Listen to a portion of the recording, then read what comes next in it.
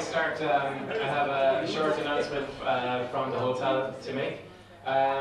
Could the Kilkenny people here tonight not treat the dance floor like a GA field? So please leave out the dirty tricks.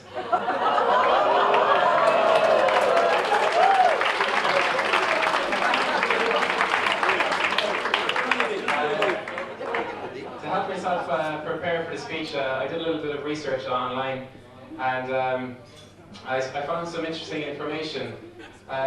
For example, did you know that the GA player still playing the game, active, with the most senior All-Ireland inter-county titles is not a certain fella from Kilkenny? No, it's in fact a Cork person. That's right. Her name is Briege Corkery, and she has 11 All-Irelands.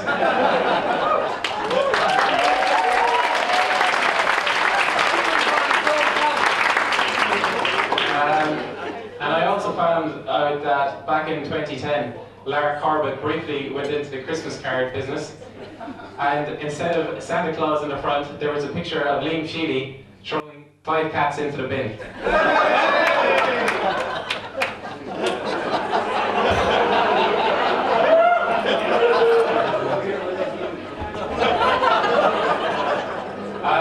So I'd just like to say it's an honour to be chosen as Dan's best man.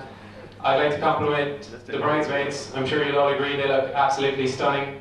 Only outdone by the beautiful bride, Andrea.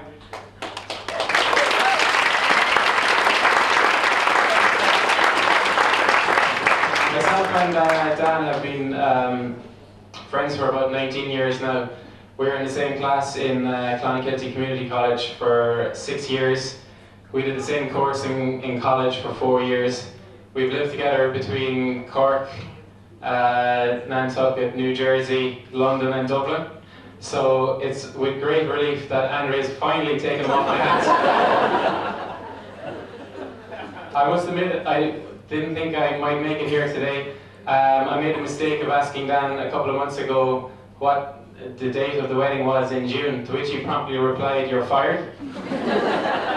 I got the last laugh on Dan because only recently he was trying to arrange a meeting with a work colleague, Rob, and he asked him, "What do you have in your calendar the following Friday?" Rob said, "Can we arrange a meeting for the following Friday?" Rob said, "Can't do, I'm going to your wedding." So we didn't tell Andrea that because Dan might have been fired as well.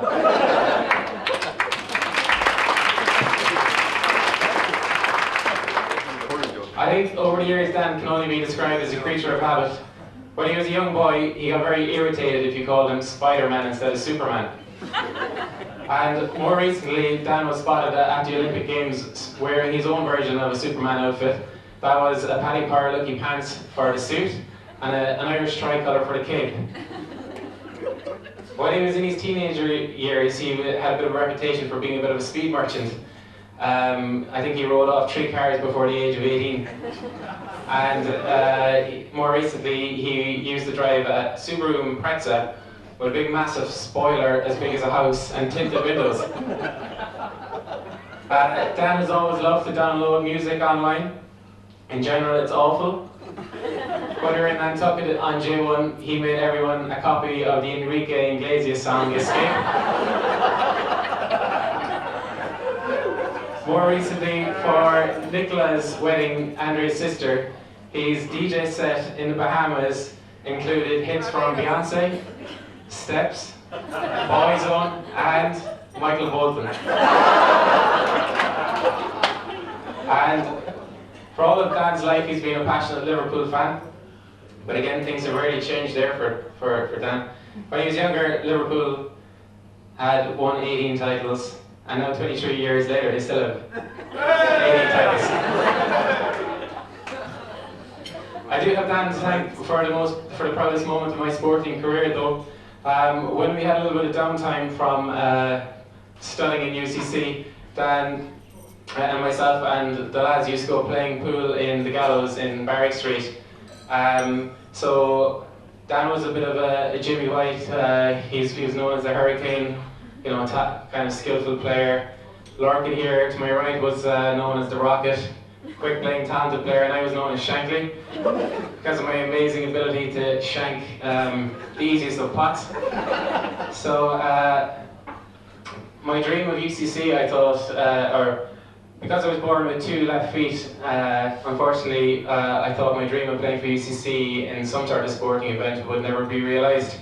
So I thought I'd be confined to beer bong competitions in Ragweek and foosball competitions, but one day Dan came home from college with a look of excitement on his face, and he said that he'd seen a notice up on the board and around UCC that there was to be an intervarsity in pool. And so all of Ireland's finest young pool players from all of the universities would meet up for a competition, but there was to be trials. But Dan said to me, especially because I wasn't very skillful, don't worry about that, there won't be trials. And I was like, why won't there be trials? He was like, well, I went around UCC and took down all the signs. So off we went to Bern on an all expenses paid trip from UCC with pool cues borrowed from the Gallows pub. And I realised my dream, and I also managed to create quite a stir at the tournament. When breaking off, I somehow managed to miss all of the balls, and the referee had to be called in because this had never happened before. A proud moment for me, and not so proud for UCC, but thank you, Dan.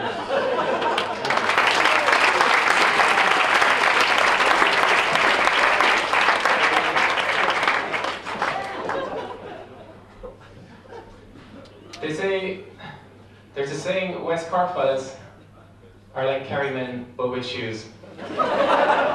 So, one step closer to civilized.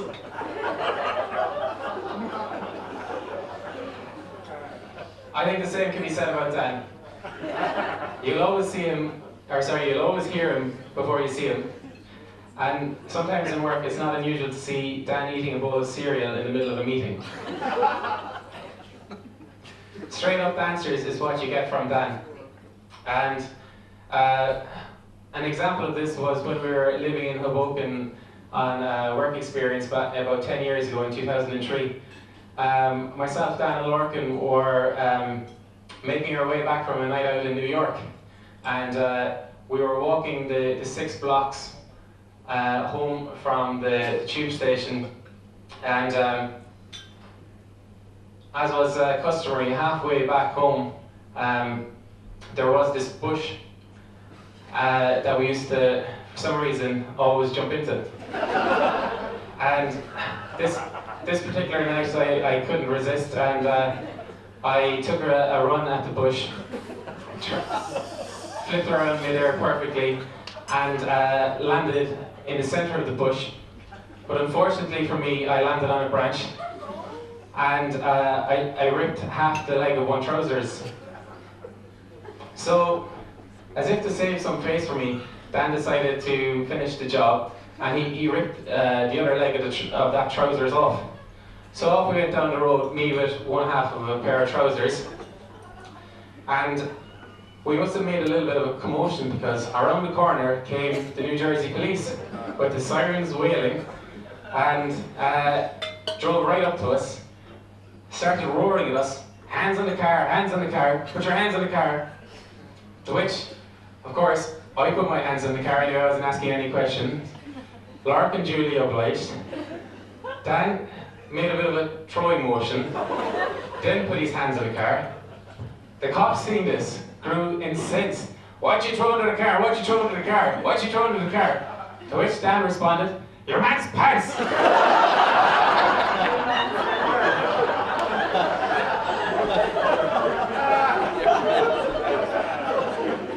So the cop, hearing Dan's response, took a look under the car, picked up the remnants of my trousers, looked at me, somehow put 2 and 2 together, and with a bewildered look, just bid us on our way.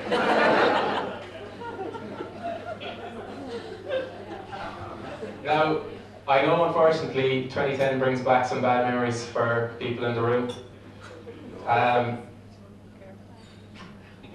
Myself and Dan were at the All-Ireland final in 2010. That's the football final, not the hurling. That's it one.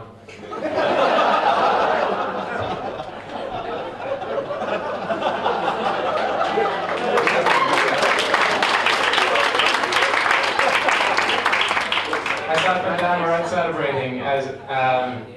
celebrating Cork's 37th senior All-Ireland title. And Dan decided to go home a little bit early, and I stayed out celebrating. And around 11 o'clock I got a call from Andrea. Quite worried. There was no sign of Dan, and his sister Rose was outside the front of our house in Rathfarnham. She was staying with us, and she couldn't get into the house. Where was Dan? So I rang my housemate Tomas, who ran down the stairs, let Rose in. She was waiting for 20 minutes. She's a bit worried for Dan now, started searching the house from top to bottom. Where is Dan? No sign of him anyway, until she heard a faint sound of snoring coming from the bathroom.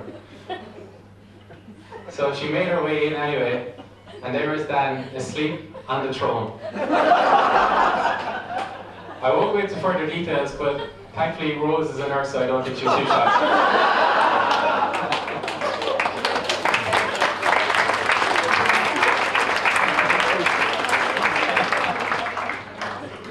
And so now, moving on to the stag.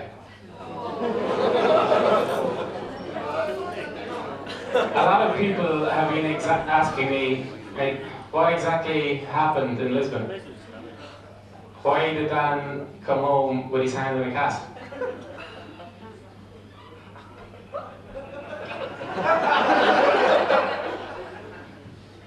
I'm kind of tired of telling people at this stage that it was just 3 days of good food, good speeches, bad bus drivers, karting, golf, and the occasional beer in the evening.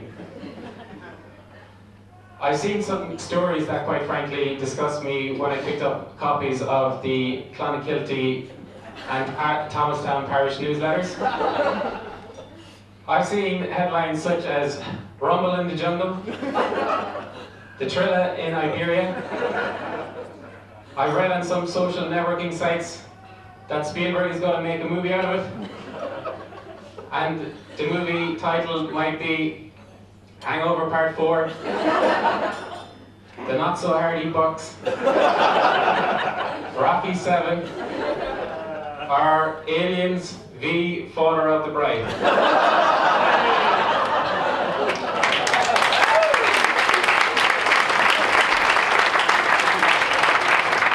I'd just like to clarify, this is nothing more than speculation and gossip. This was all because of some badly positioned deck chairs. And I'd like to remind you of the perils of badly positioned deck chairs, leaving them out late at night. Please, please position them responsibly. Don't see a good night wasted. And I'd like to leave the final word on this later tonight to Jeremy and Stuart. And I'd just like to say, there's a song specially requested for Liam. You don't have to take your clothes off to have a good time.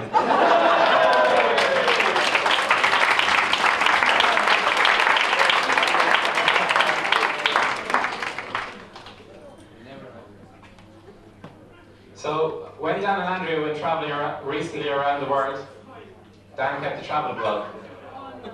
For those of you who are regular followers, you will know that Dan told many an entertaining tale. For example, stories such as sharing a beer with a talking orangutan, losing to a fish in a 10-meter underwater dash, or born pygmy elephants who did number ones the size of a Shetland pony. However, my favourite story, I will read it out now, as it shows Dan in all his pomp as a visionary early technology adapter. I quote, "Back to Facebook. That thing is taking over. Every Tom, Dick and Ty person has a Facebook page. It's ridiculous. You meet somebody, and if you want to meet them again at some stage, it's look me up on Facebook. Facebook seems to be replacing mobile phones as a standard communication channel. Jesus. I sound like I'm on some documentary on human behaviours or something. It's fierce handy, to be fair, because really, some of these people you'll never meet again. The downside to that is, though, by the time you're 40, you'll have 1,000 friends and you know 20% max. Because it's not like a mobile phone. When you lose it, you lose all the crappy numbers of people you rang one time that you've collected and start afresh. You can never really start afresh with Facebook. Facebook is like an elephant.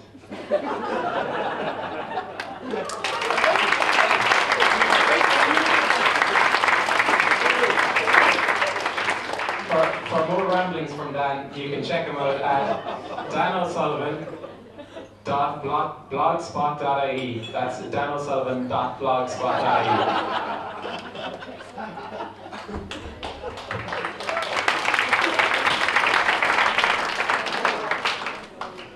Dan and Andrea, I always knew you would end up together from the time you first met.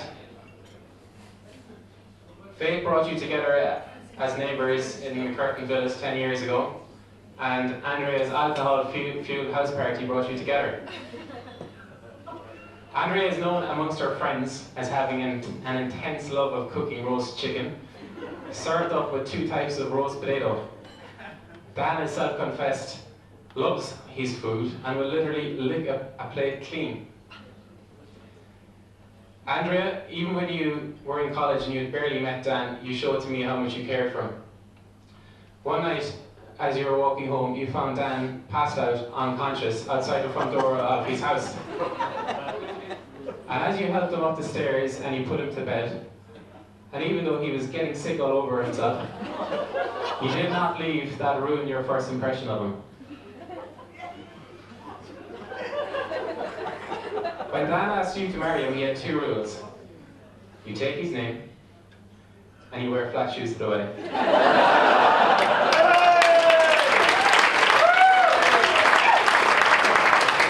I can see you are a loyal wife.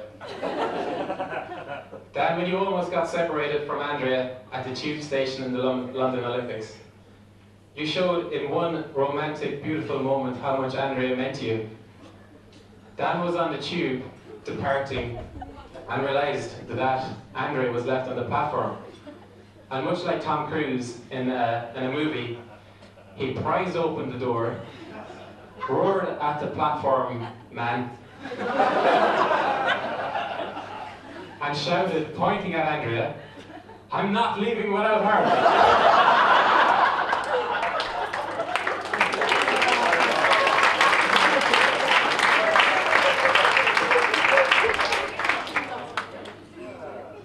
So, I would like to give you some advice for your marriage, along with a gift.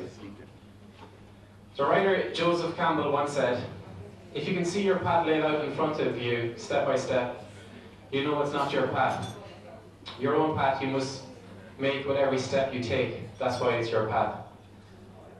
So much like the Cork Hurlers when they went on strike a few years ago, do not follow the crowd like a bunch of Stepford wives. Follow your own path. And the man who led that strike was an inspirational figure from the GA.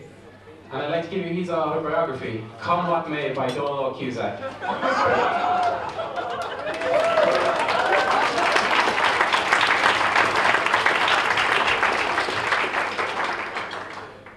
Now, I know September is a very important month for you both when it comes to attending All-Ireland finals.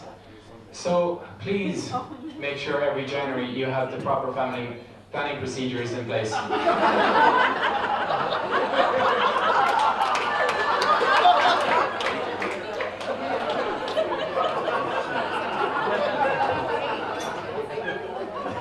We'd like to give you a bag of assortments. There's a Scrabble game, a jigsaw puzzle, I'll take your mind off things, and there is something else.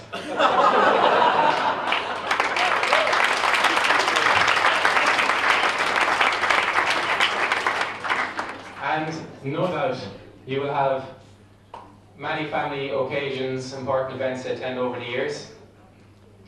And marriage is really about give and take. And I do feel that Andrea should be allowed to wear high heels on special occasions. So I'd like to present to you a standing box for Dan.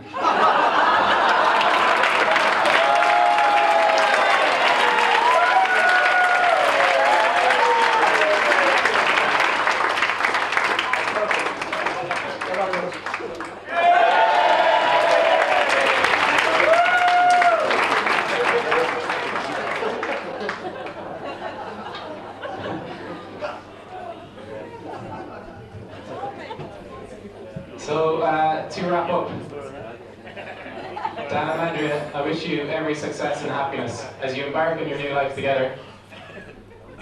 And I'd like to share a quote with you from a man called Dan O'Sullivan, an excerpt taken from his World Walkabout travel blog, and it's a thought I'd like to relate to marriage. When you're on a trip like this, it's one amazing adventure after another, a list of beautiful places to see in sequence, a trip full of highlights and once-in-a-lifetime occurrences. Your marriage, oh, that's the quote.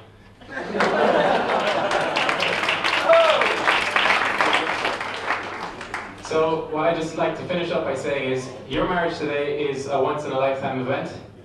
This time you're embarking on the greatest trip life has to offer, and that is a life together as husband and wife.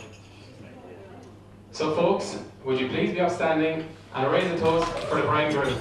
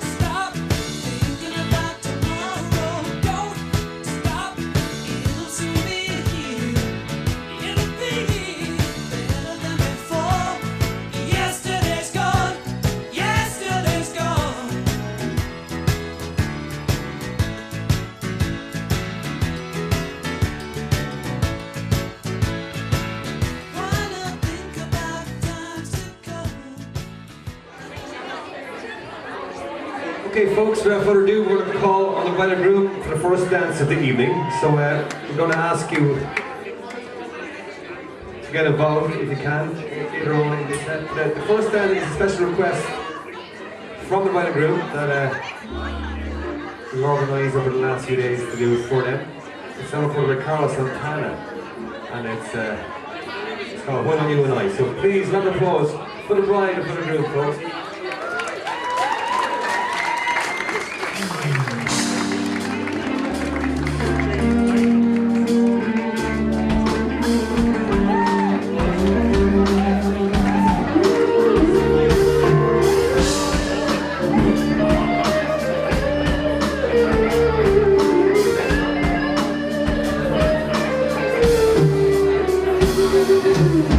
Sing, wanna spot you.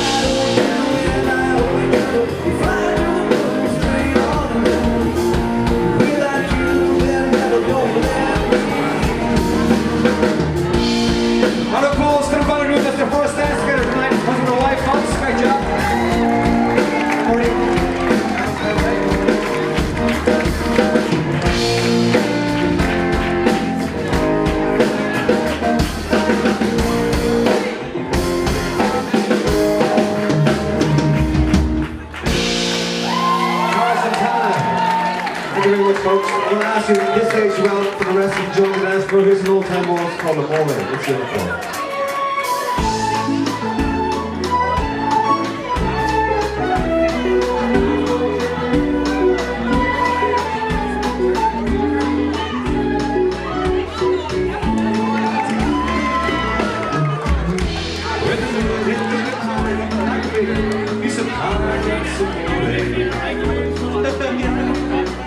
And the world seems to shine like you've had too much wine, that's a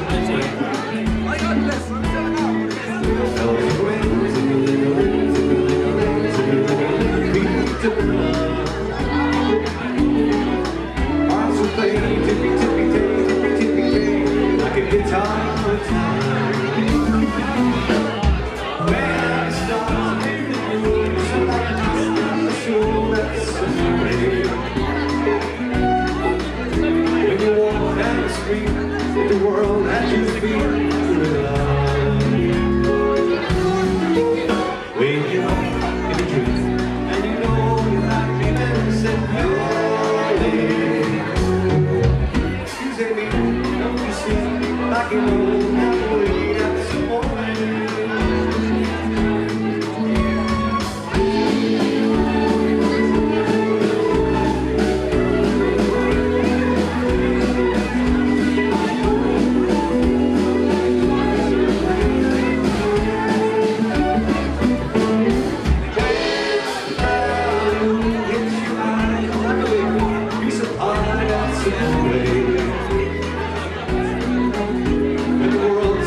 Shine like you can, much wine takes the morning. Bells ring,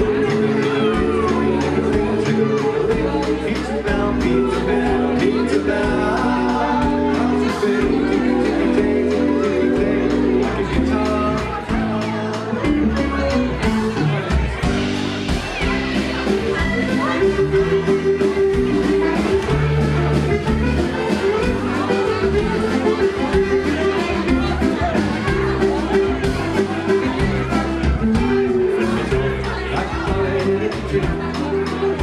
And you dance like easy